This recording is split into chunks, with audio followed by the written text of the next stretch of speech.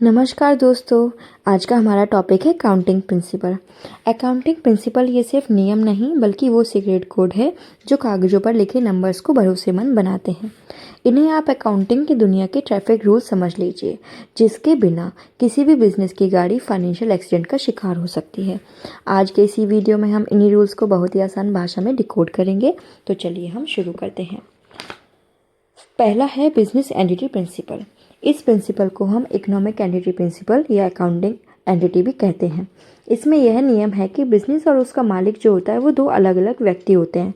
मालिक जो पैसा लगाता है वो बिजनेस के लिए एक देनदारी यानी कि लायबिलिटी माना जाता है। ओनर का पर्सनल जो खर्चे होते हैं वो बिजनेस के खर्चों से अलग रखा जाता है। Owner are separate, only economic entity requires. दूसरा है मनी मेजरमेंट प्रिंसिपल। अकाउंटिंग की बुक में केवल वही लेन देन दर्ज किए जाते हैं जिन्हें हम मनी में माप सकते हैं, यानी कि पैसे में हम माप सकते हैं।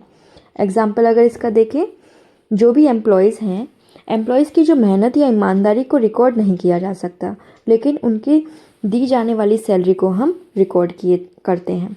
तीसरा है गोइंग कंसर्न प्रिंसिपल। यह मानकर अकाउंटिंग की जाती है कि बिजनेस फ्यूचर में लंबे समय तक चलता रहेगा और जल्दी फ्यूचर में बंद नहीं होगा। इसी प्रिंसिपल के कारण हम एसेट्स को कई सालों तक डेप्रिसिएशन लगाकर दिखाते हैं। चौथा है अकाउंटिंग पीरियड प्रिंसिपल। बिजनेस की पूरी लाइफ को छोटे छोटे समय के टुकड़ों में बांटा जाता है, आमतौर पर 1 साल, जैसे कि 1 अप्रैल से जो हम 31 मार्च तक करते हैं, ताकि एक निश्चित टाइम पर प्रॉफिट या लॉस का पता लगाया जा सके। पांचवा हमारा है कॉस्ट प्रिंसिपल। किसी भी एसेट्स को उसकी परचेज प्राइस पर रिकॉर्ड किया जाना चाहिए, ना कि उसकी मार्केट वैल्यू पर।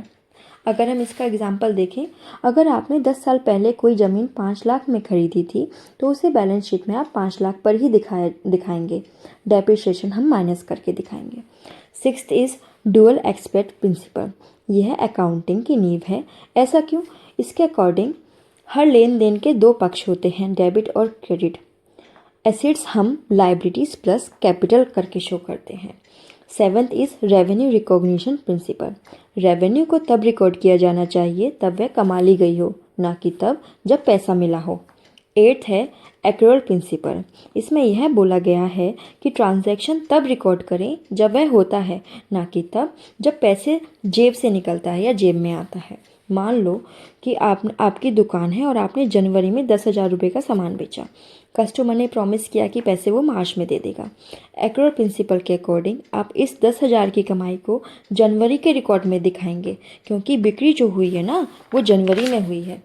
9th है मैचिंग प्रिंसिपल।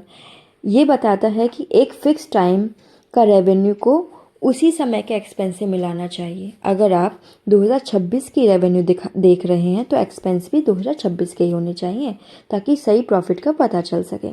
10th है फुल डिस्क्लोजर प्रिंसिपल।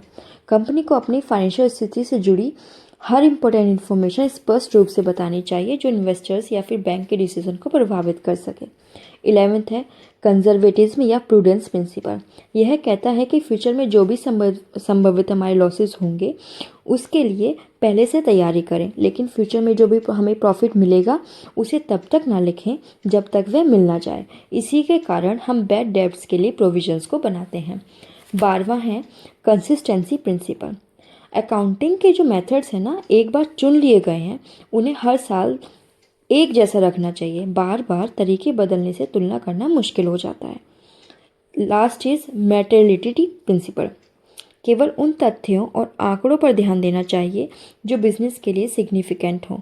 बहुत छोटी या जिनका कम महत्व हो उन चीज़ों को अलग अलग दिखाने की कोई ज़रूरत नहीं है। तो आपको वीडियो अगर पसंद आई हो तो लाइक करें, सब्सक्राइब करें। Thank you.